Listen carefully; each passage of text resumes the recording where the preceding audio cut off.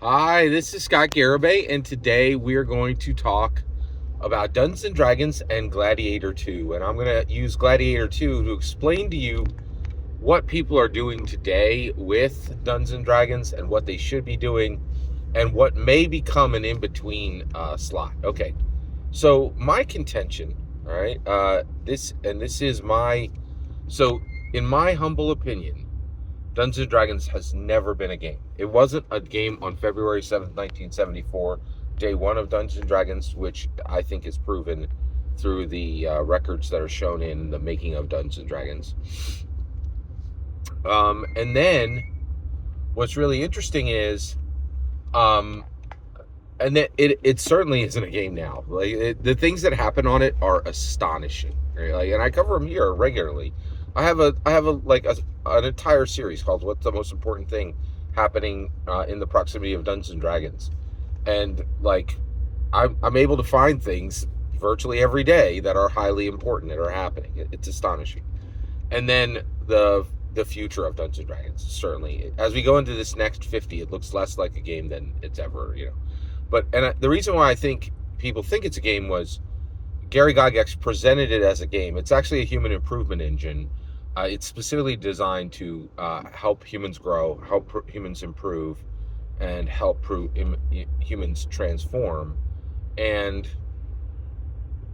individually, and then by extension, the stories that come out of that and the people that come out of that going into the world is literally, I think Gary aimed it at completely remaking and massively improving human society at the macro level. All right, okay.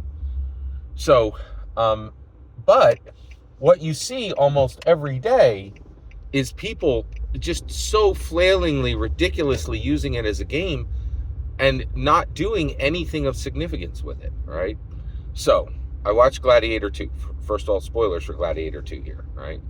And I have mixed feelings about it. I enjoyed it when I watched it, but then I listened to Grace Randolph's non-spoiler review and her spoiler review, and she tore it apart. And I had to be like, a lot of things you're saying are true. So that was rough. I was like, I wish I liked this. I wish I could defend this better. But there were a lot of problems, right? There were a lot of problems in the film, right? But there were some excellent. But Denzel Washington, which means you cannot dismiss this movie. You got to go see it, and it's worth the price of admission. The question is if it's an epic, fantastic, if it's a great movie. Is it an epic film? It's certainly a good film, but Gladiator 2 was not allowed to be good. It had to be great because it's following up Russell Crowe's work, and it was the first one was great, right? So, all right, let's get all the way there. All right, so Denzel Washington plays Macronos, and he's a mover shaker in Rome, okay? And then there are the twin emperors, Emperor Geta, played by Joseph Quinn, and Emperor Caracol, played by Fred Hechinger. All of these performances are magnificent, very, very well done, right? And so Emperor Caracalla, and Emperor Geta are horrible, just terrible, almost useless human beings who are extremely corrupt and literally are rotting from the inside from all of their excesses and all the terrible things they do. And so basically Caracalla, and so the two of them also are ruling together, and trust and believe, you can never have two equally powerful leaders. It's always a recipe for disaster. Master, like dungeon master, there's one. There aren't two, right? One dungeon master, right? So Macronus gets in there and convinces Caracalla to kill his brother Geta, right? Which then there's going to be one leader, and then they can go forward and they can kind of secure Rome, because Rome is out of control, and Caracalla can see that because the people are literally knocking at the door saying, hey, we're going to overthrow you, right? So Caracalla goes and he gets this super shiny knife, right? And it's curved, and it's this wicked blade. It's about 16 inches long, right? It's curved, wicked blade, a dagger, right? A very Now, this is made for an emperor, so it looks great, but it's actually functional, right? And so Caracalla, like, so Caracalla, and so basically, Macronos shoos him off, and Caracalla goes with this blade to his brother, and his brother has no weapon.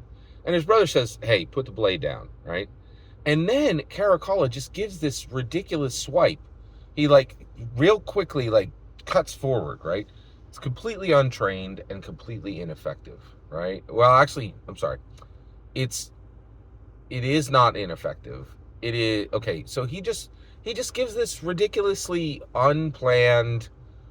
He didn't put his hip into it. This bad swipe, right? But the blade is real, right? And so it cuts off two of Gata's fingers and gives him a slash across his palm. It's significant, right? He harms him.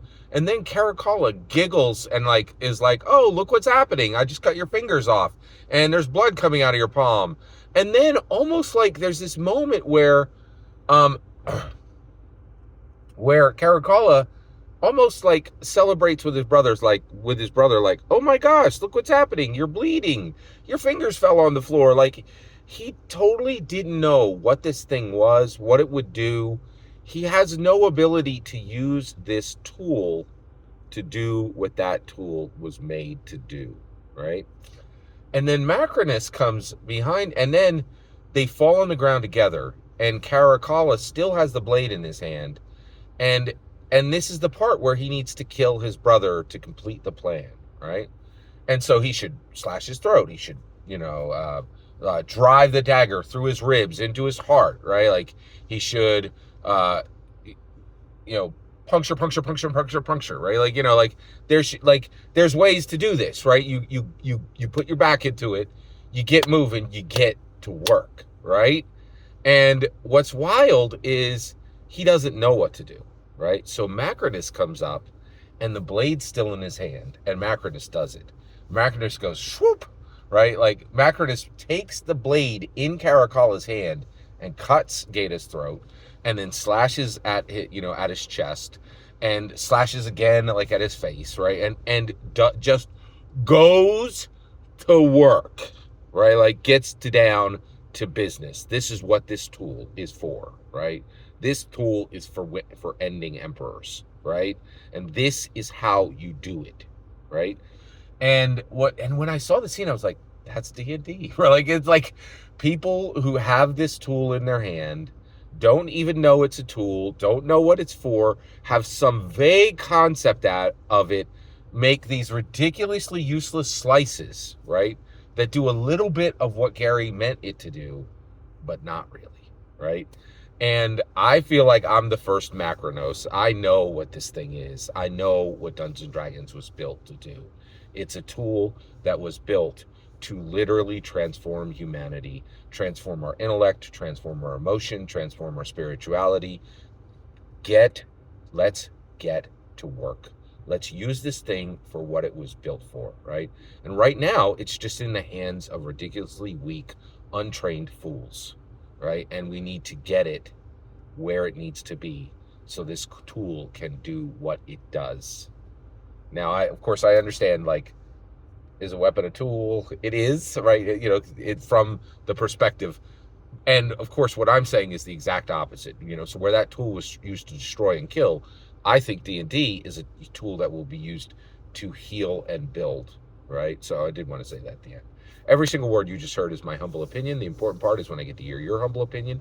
When you get into the comments and send your traffic, please consider liking and subscribing, and have a fetch millennium.